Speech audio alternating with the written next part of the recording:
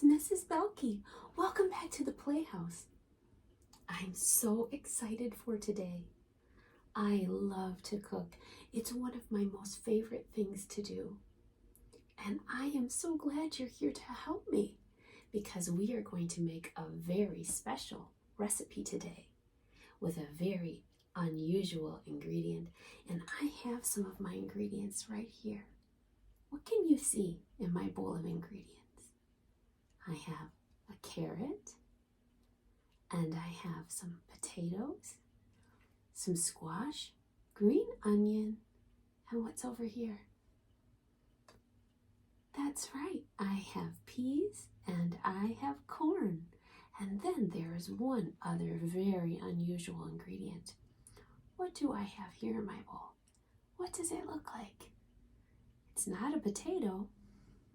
It's a stone. Well, before I tell you more about what we're going to make, I think I'd better get started on my chopping so we can add our vegetables to the special soup we're going to make. So first, I think I better cut up my little potatoes. I love these little potatoes. They are so cute.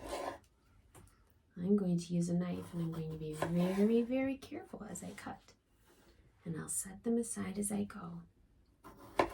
If you're helping cook at home, you're going to need a helper that's an adult in the kitchen to do the cutting for you.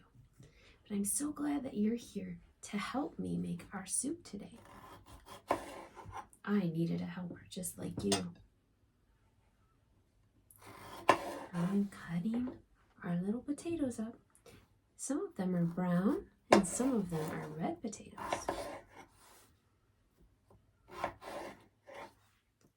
Two more.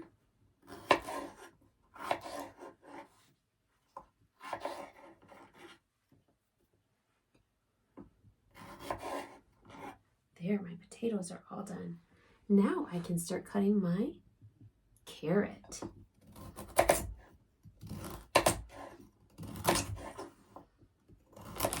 Carrots are a root vegetable and they grow in the ground. Potatoes grow under the ground as well. You can't see them until they're dug up, and then you see what's been growing ever since you planted those seeds. Oh, I have one more potato in my bowl. I missed it. There we go. Now what else do I need to cut up? Not my corn and not my peas, and I cut my squash already. What's next? My green onions. That is very right. My green onions are next. I need to make room on my cutting board for my green onions. I'm going to cut them in half this way. Put them all together. Be very careful to cut far away from where my fingers are.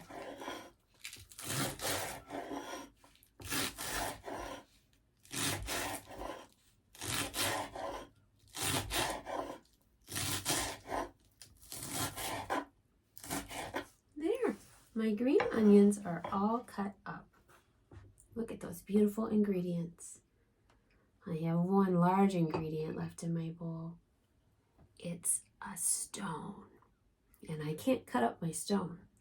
So what I'm going to do is put all of my chopped ingredients back into my bowl so I can add it to our soup pot.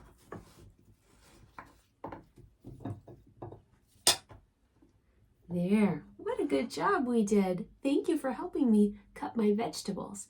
I'll get the soup pot. And okay, so now I have our soup pot here and I've put in some broth, and now it's time to add our ingredients. First, I'll set our stone aside. That'll go in last. Let's put all of our wonderful ingredients in. There they go. And I think we'll need a little salt, a little pepper, and a stir. And there we go. It's all set except our very last unusual ingredient. our stone. Let's put our stone in the soup. I wonder if you've ever had stone soup before. It's delicious. Now I'm going to set it over here on the fire, and it'll cook while we read our story. There's our stone soup simmering over the fire. Let's read a story while we wait. Stone Soup, retold by Heather Forrest and illustrated by Susan Gaber. There was once a comfortable little village nestled in the mountains. The people who lived there had more than enough to keep themselves content. One day, 2 travelers came along. Their coats were tattered. Their hats were torn. Their dusty shoes had holes in their soles. Hungry and tired, one traveler said to the other, "Surely someone here can spare a bit of food."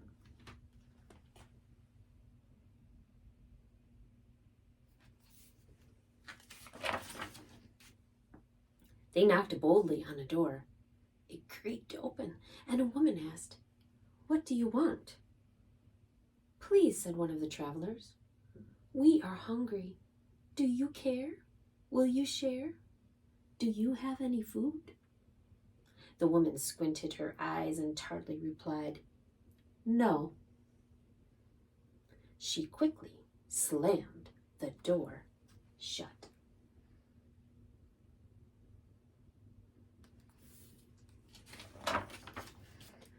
The travelers walked a little farther down the road and knocked on another door. A young boy answered. His chocolate brown eyes were sweet. "Good day," he said shyly.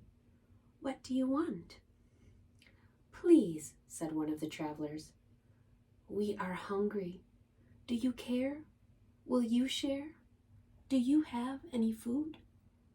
The boy replied, "There is no food here," and closed the door.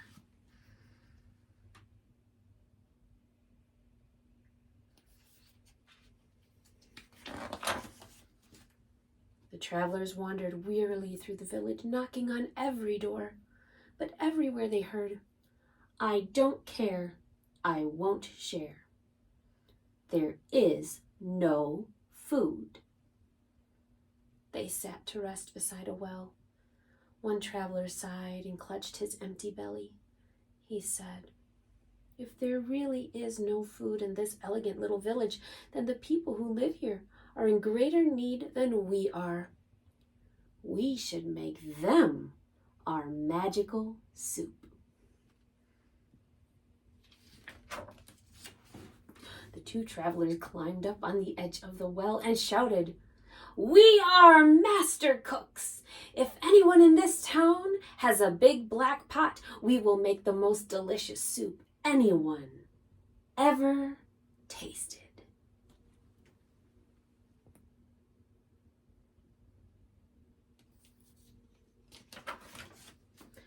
A door slowly opened. A round man emerged carrying a gigantic black pot. "I love to eat," he said. "Here's a pot. Let me see what 2 master cooks can do with it." "Watch and see," said one traveler with glee.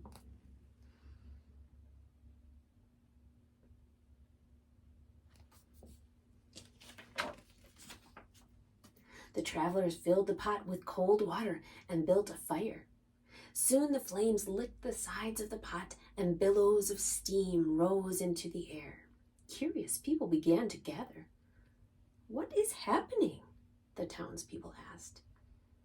"We are making an unusual soup," said one of the travelers. "It requires a special magical ingredient. I am certain we will find it in this town."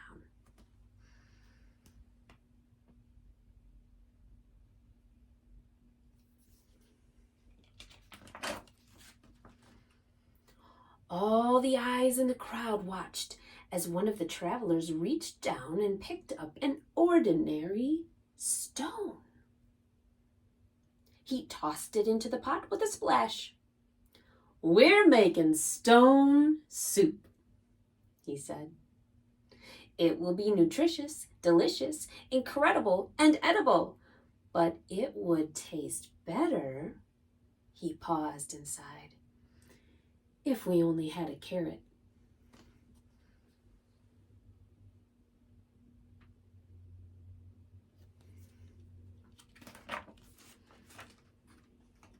Where would we find a carrot in this town? The other traveler asked. We knocked on every door, and everywhere we heard, I don't care, I won't share. There is no food.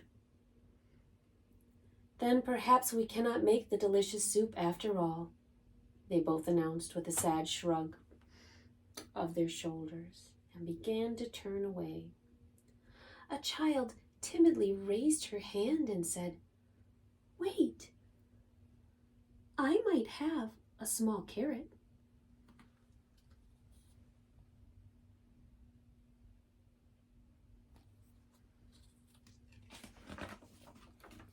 Excellent, shouted the travelers.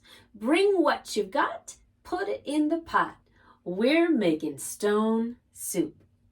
This magical soup would taste even better if we had a potato, they added. A deep voice in the back of the crowd called out, I have a potato. Wonderful, shouted the travelers. Bring what you've got, put it in the pot. We're making stone soup. It would taste better still, they said, if we had just a few more ingredients.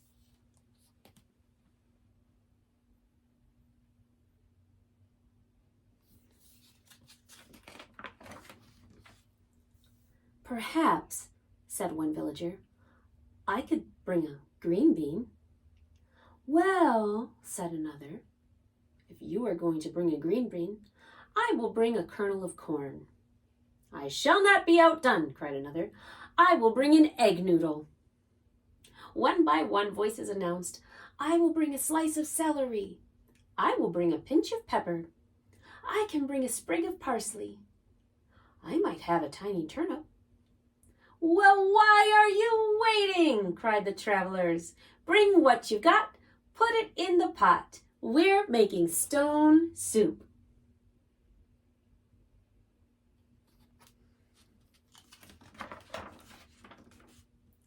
Everyone in the town ran home to bring one small thing to put in the pot. Food flew through the air and landed with splashes in the growing soup.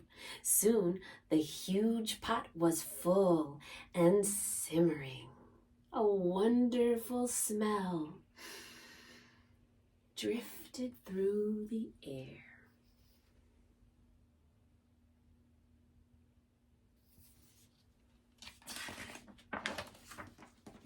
The smell was so tempting, people brought out bowls, spoons, chairs, and tables.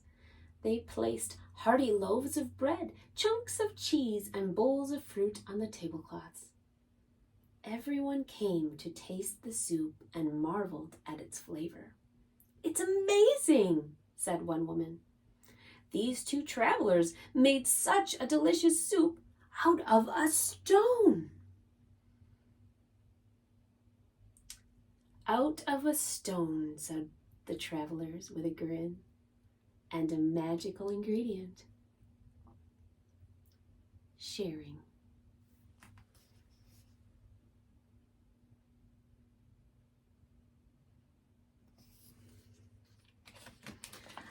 Oh, that is a wonderful story. It all started with a stone, but everyone had something to share. And I think that's what makes it taste all the better. Now it's time to taste our wonderful soup. Thank you for helping me make it. It looks delicious. And I am so glad that you could be my helper today. And I think that our soup is going to taste even better because you helped me make it. And to think it all started with a stone. I love you. Thank you for coming and being with me in the playhouse today. I love you so much, and I will see you next time.